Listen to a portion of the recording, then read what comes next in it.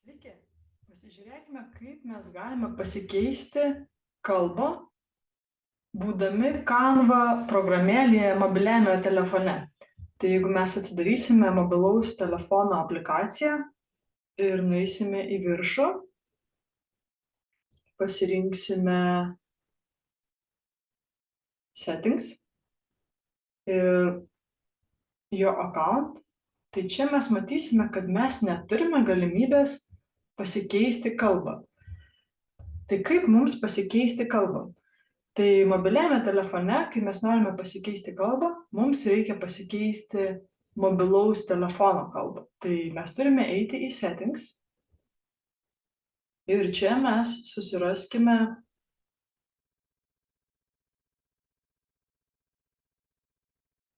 General Management, matome Language parašyta ant keyboard, spauskime čia ir mums dabar reikia pasikeisti kalbą. Tai spauskime ant kalbos ir pasirinkime, kad mes norime lietuvių kalbos. Spaudžiame Apply ir sugrįžtame.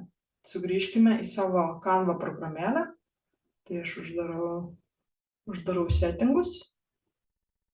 Tai aš uždarau nustatymus ir dabar grįžkime į Canvos programėlę.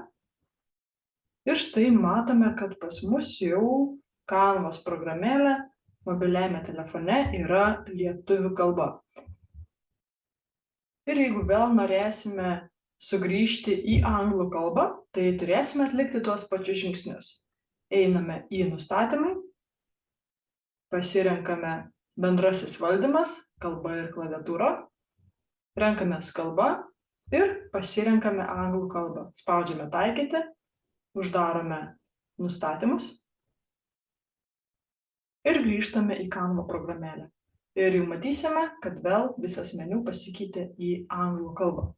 Tai tiek šiam kartui, tikiuosi jums ši pamoka buvo naudinga. Neužmirškite paspausti like bei subscribe ir sekti šį mano kanalą. O jeigu norite išmokti dirbti su Canva, žemiau šio video rasite aprašymus bei nuorodas, kur galite registruotis ir gauti visą informaciją apie artimiausius Canva kursus. Tiek šiam kartui ir iki.